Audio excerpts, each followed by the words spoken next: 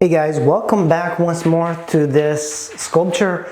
It is starting to take some shape and I am starting to add some muscles to the back, and I am going slowly because it's a very complex sort of sculpture. So the pose has been drying overnight, and of course now we're able to narrow down into smaller portions. Keep in mind that we still could possibly move the sculpture around. The arm can move, because things will kind of move around as you're sculpting because the gravity is just pushing everything down. At this point, it takes a lot of work to move the sculpture forward. I can get to this point fairly easy.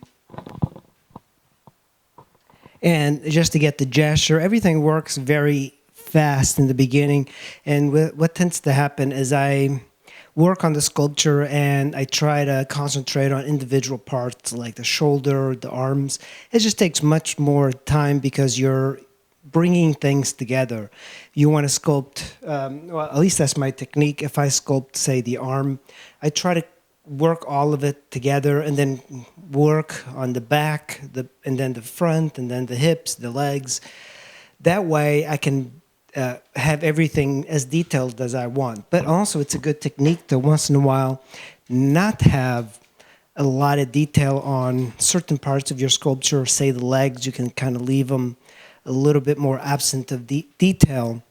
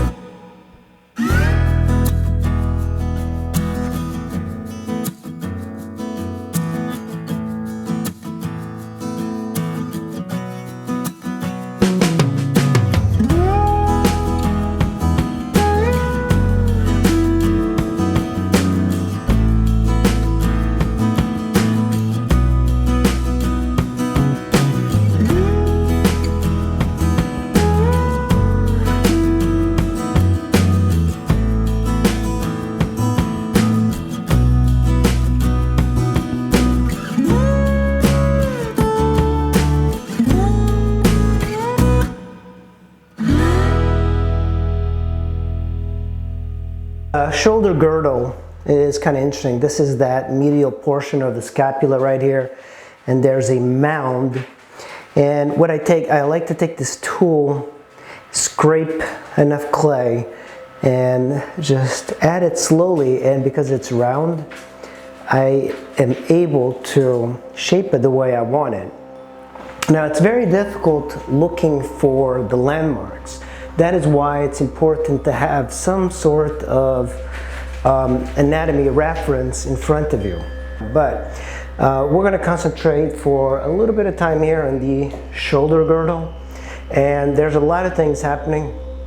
The trapezius, because he has so much weight on that right arm, there's a depression here, and the trapezius kind of like pops out. And you can't make the two halves the same because there's different poses, of course. And I think I've seen artists that have made the same muscles here, the same here, but this one is very flat in comparison to that one. So what I like to do is I'll take in some of the clay and I'll push it in, And I'm going to keep going with this sort of system. Also, one thing that I'm missing right now is a division between the deltoid and the shoulder. And over here, it's a little bit flatter. So I'm going to add a little bit more mass to this deltoid. And I try to round it a little bit slowly. This is a technique I learned from an artist at the Art League. I used to just kind of scrape and use my fingers, but I found that the marks that the wooden tool leaves when you're sculpting to be a lot more interesting. So if I add the clay there, I'll just take the wooden tool and just carefully try to model it. And this is what modeling is all about. So at this point, it's a little bit too sharp. And you do have to, so this muscle kind of, there's actually a bone here, the medial portion of the scapula is pushing the teres major and the teres minor out.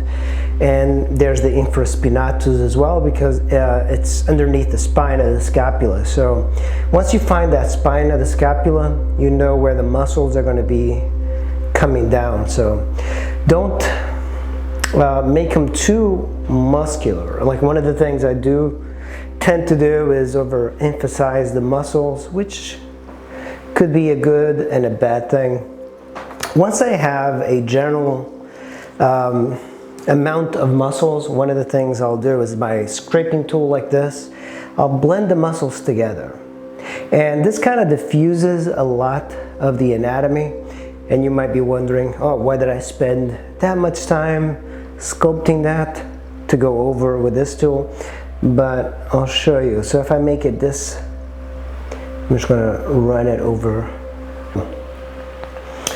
We're going to go here, and then we're going to add much more to this deltoid. The deltoid actually has to come out quite a bit. It's making things a little bit abstract because I don't want to spend too much time sculpting details that don't seem to matter. So here's the deltoid, and just taking your modeling tool of your choice, you can move it around like this. So the triceps needs to be much bigger, and the medial and the long head. There's actually 3 heads, but you really only have to concern yourself with the 2. The long and the medial.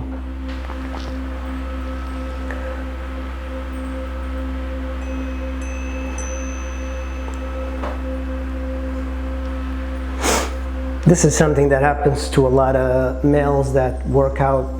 They have a much more developed upper body than the lower body. And then they have like little chicken legs.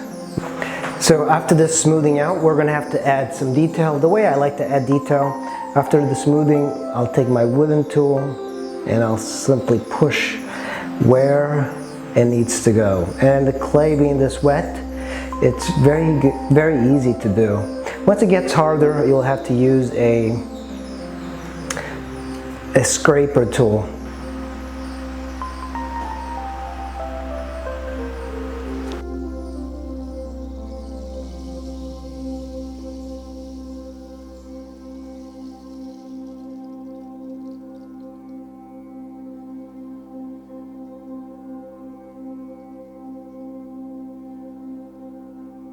Because it wraps around the trapezius. So what I will do is just add bits of clay and go around and round it off. And you notice that I am using my tool.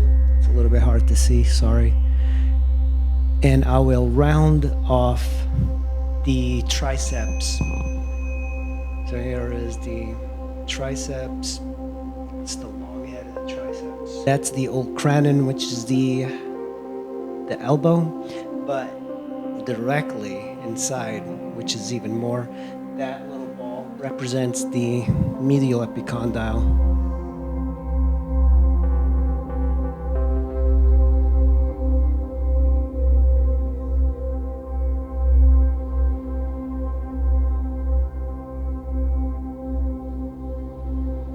Well guys, that is the end for this session.